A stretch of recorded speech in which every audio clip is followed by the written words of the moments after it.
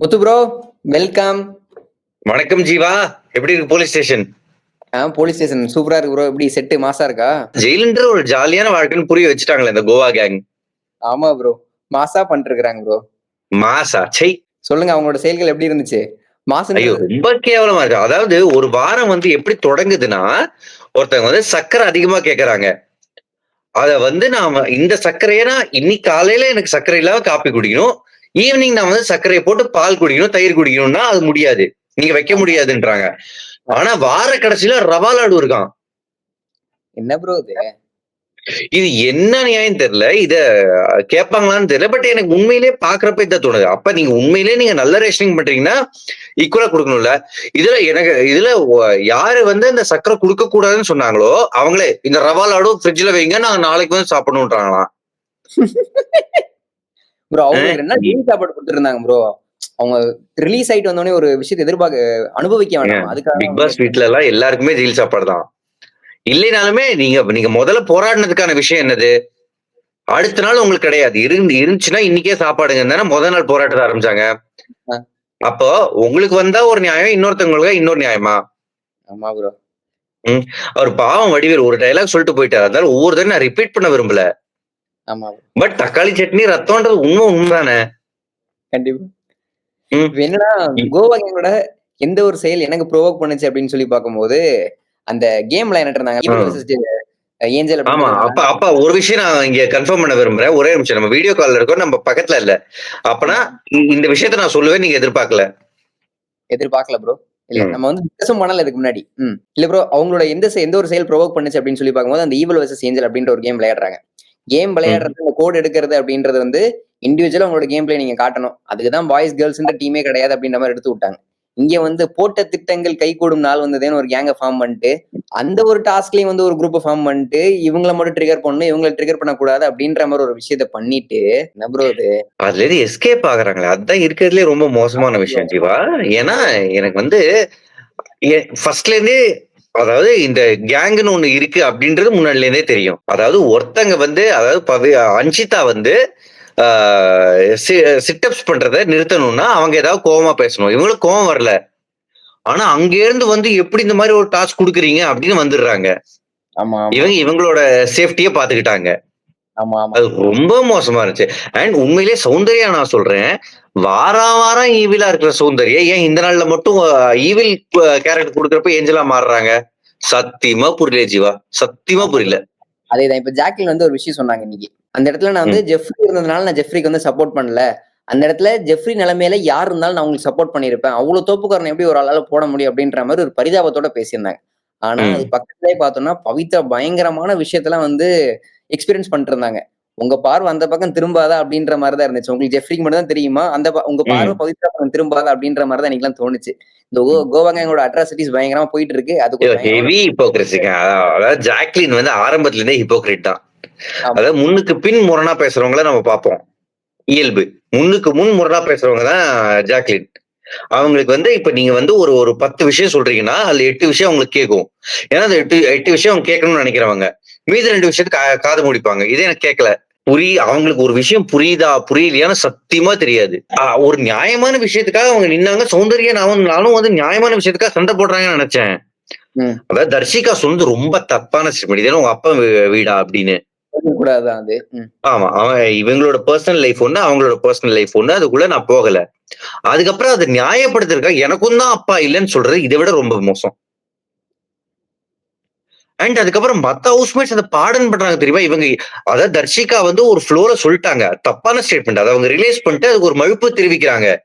அதுக்கு முத்துக்குமரன், தீபகலா இவங்க இந்த மீனிங்லாம் அவங்களே அந்த மீனிங் சொல்ல, இவங்களாவே அதுக்கு ஒரு மீனிங் சித்தரிச்சுட்டு அதுக்கப்புறம் தர்ஷிகாவை காப்பாத்தணும்னு பண்ணாங்க தெரியுமா? அது விஷாலோட இருக்கிற நட்புனால மட்டும்தான். ஏன்னா அதுக்கு ஜாக்லினும் நிக்கல, சௌந்தர்யாவும் நிக்கலன்றது எனக்கு ரொம்ப இதுவா இருந்துச்சு. ஏன்னா அது இவங்க சொன்னாங்க, தர்ஷிகா சொன்னாங்க. இதுவே மஞ்சரி சொல்லியிருந்தா சும்மா இருந்திருப்பாங்களா? இந்த ஈவில் வெர்சஸ் ஏஞ்சல் இந்த டாஸ்க் நீங்க எப்படி புரிஞ்சுக்கிறீங்க? அதாவது நான் தீபக் விளையாடுனதா கரெக்ட்ன்ற ரேஞ்சில் நான் புரிஞ்சுக்கிறேன். Okay okay okay bro. நீங்க ஒருத்தவங்க ப்ரோவோக் பண்ணணும், ஒருத்தவங்களை டென்ஷன் ஆக வைக்கணும். அதுதான் கேம் இங்க. அதுதான் கேம். பட் அதுக்காக வாயில உப்பு போட்டு அதுக்கப்புறம் இவங்க தண்ணி கேட்டாங்கன்னா அதுக்கு ஒரு ஸ்டாரை புடுங்குறேன்றது, உப்பு தின்னா தண்ணி குடிச்சு ஆகணும்.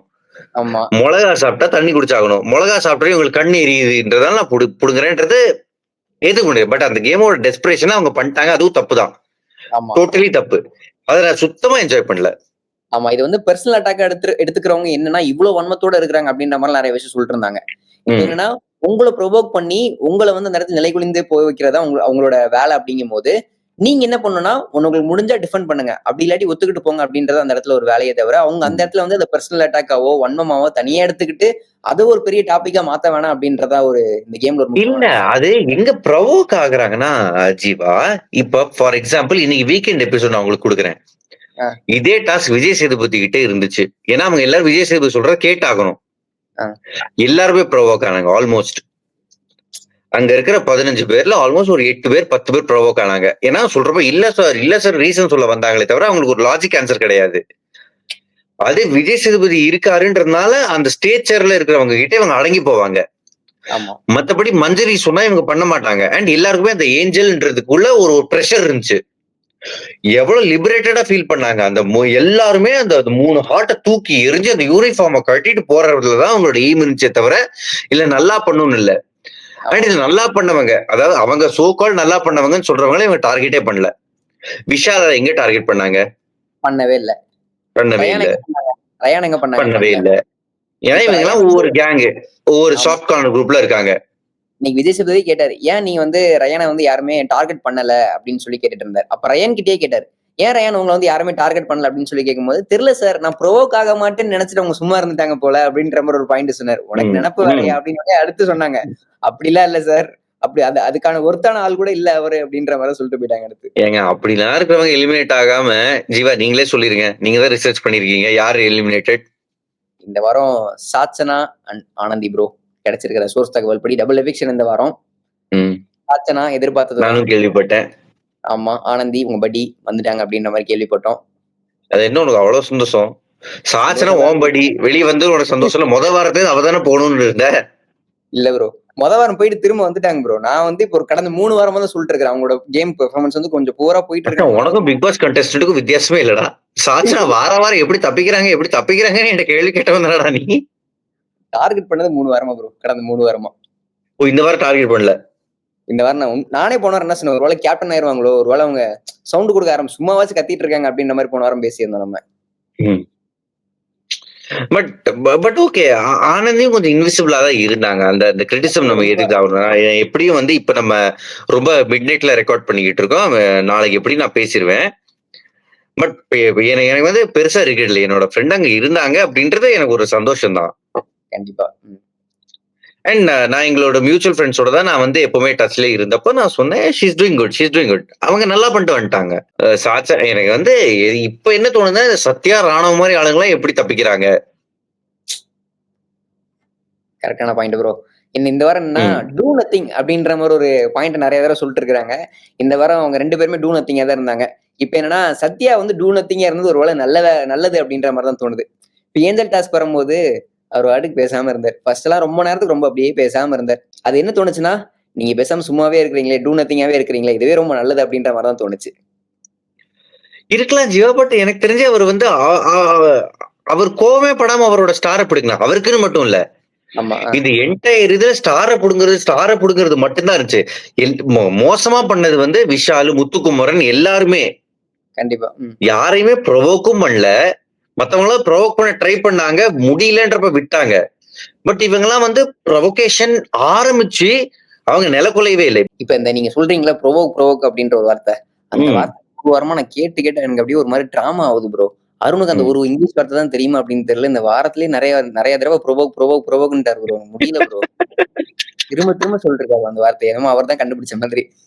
மச்சான் அவர் தாண்டா எல்லாரையும் பண்ணிக்கிட்டு இருக்காரு, அதனால அவருக்கு நல்லா தெரியும்டா. மாசு ப்ரோ. என்னடா பண்றது? ஐயோ, அவரை விட இருக்கிறதுலயே ஏஞ்சல்லயும் மட்டமான பண்ணது அவர் தான், டெவில்லயும் மட்டமா பண்ணது அவர் தான். ஏதோ ஃப்ரெண்ட்ஸ் கேங்க வச்சு இவர் ஒப்பேத்திக்கிட்டு, அதாவது கோவா கேங்னு ஒண்ணு உருவாயிடுச்சு. அதாவது எப்பவுமே என்ன நடக்கும்னா, ஒரு குரூப் ஒண்ணு இருக்கும், அந்த குரூப்பை எதுக்குற குரூப்ல இன்னொரு குரூப் இருக்கும், நடுவுல மாற்றவங்க ஏமாளிங்க. இவர் அந்த எதிர் குரூப்பை சேர்ந்தவர். இவரோட குரூப்ல இருக்கிற 2 பேரு, இவரு விஷாலு. ஆமா, போன வாரம் மஞ்சரிக்கு எதிரா பிக் பாஸ் வீடே நினைச்சு இந்த வாரம் அவங்க வந்து ஒரு துளியில வந்து பெஸ்ட் பெர்ஃபார்மரா தேர்ந்தெடுக்கப்பட்டிருக்காங்க. அது மட்டும் இல்ல, அடுத்த வாரத்துக்கான நாமினேஷன் ஃப்ரீ பாஸ் அவங்க கிட்ட தான் போயிருக்குது. இந்த வாரம் மஞ்சரியோட பெர்ஃபார்மன்ஸ் எப்படி இருந்துச்சு? எவ்வளவு ஈவலா இருந்துச்சு? எனக்கு ரொம்ப பிடிக்கல. எனக்கு சுத்தமா பிடிக்கல. எனக்கு ரொம்ப அப்படின்றீங்களா? இல்ல பெர்சனல் அட்டாக்கா போயிட்டாங்க அப்படின்றீங்களா? இல்ல பெர்சனல் அட்டாக் இல்ல. அந்த பிசிக்கல் வயலன்ஸ் நான் என்ஜாய் பண்ற ஆள் கிடையாது. அவங்க உப்ப வந்து வாயில எல்லாருக்குமே தெரியாது சாப்பிட முடியாதுன்னு. ஆமா. பட் அது வாயில ஊட்டுறதுல என்ன ஃபன் இருக்கு? காஞ்ச மிளகா ப்ரோ. காஞ்ச மிளகா அது உன் ஜெனரேஷன் பண்ணது சாச்சனா, உன் ஃபேவரைட்.